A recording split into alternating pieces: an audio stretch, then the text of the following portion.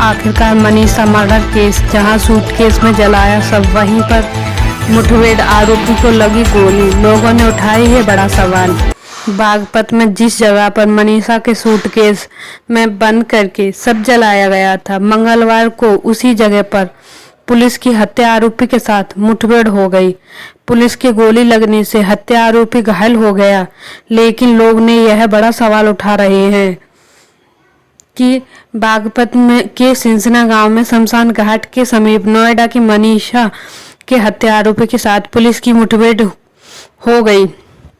मुठभेड़ में पैर में गोली लगने से हत्या आरोपी घायल हो गया, जिसका पुलिस ने जिला अस्पताल में उपचार कराया। इससे पहले मृतका मनीषा के भाई और भाभी पुलिस ने गिरफ्तार कर जेल भेज दिया। नोएडा के सरदपुर के रहने वाली मनीषा उर्फ मीनी की हत्या करने के बाद सब सूटकेस में बंद कर सिंसना गांव के शमशान घाट के समीप जला दिया गया था, जिसका पता चलने पर पुलिस ने मृतका का अजला शव बरामद कर पोस्टमार्टम कराया।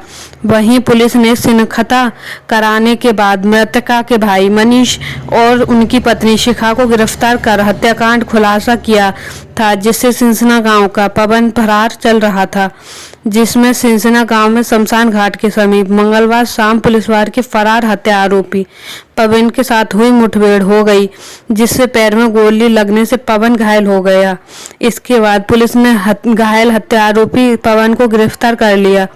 बाद में फिर जिला अस्पताल में उपचार कराया। बताया कि मुठभेड़ की उसी जगह हुई जहां पर सब जलाया गया था। जहां पर सब मिला, वहां क्या करने पहुंचा हत्या आरोपी।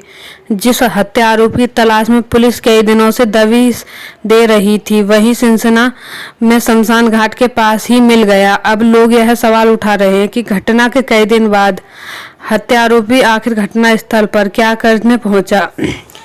पवन नाम का जो हत्यारा था वह वहां पर ये देखने गया था कई दिनों बाद कि आखिरकार कोई सबूत तो नहीं रह गया।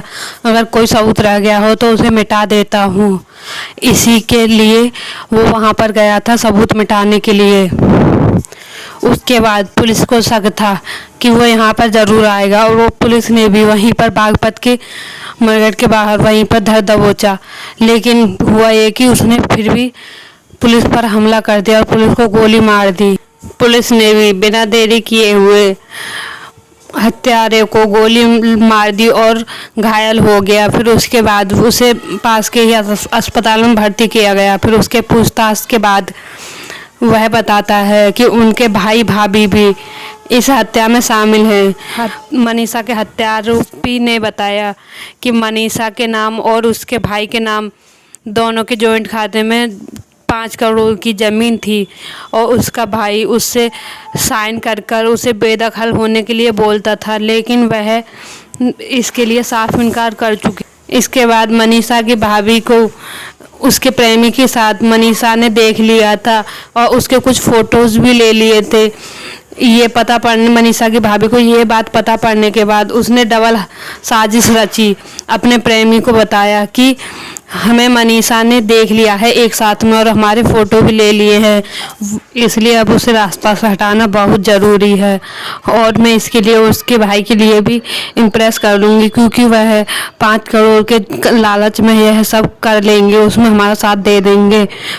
फिर वह पवन को वह किसी और बहाने से अपने पति से मिलाती है और तीनों मिलकर उसके मर्डर की साजिश रच लेते हैं। वह तीनों डिनर पर जाते हैं। उसके बाद मनीषा को नशीला पदार्थ दे देते हैं। वह खाकर वह बेहोश हो जाती है, तो उन्हें मारने में आसानी हो जाती है और उसका वह गला दबाकर उसकी हत्या कर देते हैं। उसके बाद वह सोचते हैं इसे जल्दी से कहीं दूर ठिकाने पर लगाना पड़ेगा, जिससे इसे कोई पहचान भी नहीं पाएगा, और फिर उसके बाद हमारे पास तक पुलिस भी नहीं पहुंच पाएगी, इसकी कोई पहचान नहीं होगी। तो उसके बाद फिर वह 75 किलो दूर मीटर ले जाकर उसे एक मरघट के बाहर फेंक देते हैं। उसके बाद उस पर पेट्रोल डालकर उसे जला देते हैं। आज जली लाश को तेज लपटे के हवाले कर जाते हैं। उसके बाद वह वहां से निकल जाते हैं कि अब वह जल जाएगी और कोई भी सबूत पुलिस को नहीं मिलेगा, पहचान भी नहीं कर पाएगी, तो इसके बाद पुलिस भी हमें नहीं पकड़ पाएगी। यह सोचकर वहां से तीनों चले जाते हैं, लेकिन कानून के हाथ बहुत लंबे होते हैं। सुबह तक उसमें धुआं उठ रहा होता है और बदबू भी होती है। जो मॉर्निंग वॉक पे लोग आ रहे थे उन्होंने कुछ देखा और पुलिस को फ़ोन कर दिया। और कहते हैं ना, कानून के हाथ तो बहुत लंबे होते हैं, वह कहीं से न कहीं से पता निकाल ही लेते हैं। तो बस उन्होंने तीनों का पता निकाल दिया और तीनों को सलाखों के पीछे डाल दिया। कहते हैं ना, बुराई का अंजाम तो बहुत बुरा ही होता है, इसलिए ज़्यादा लालच नहीं करना चाहिए।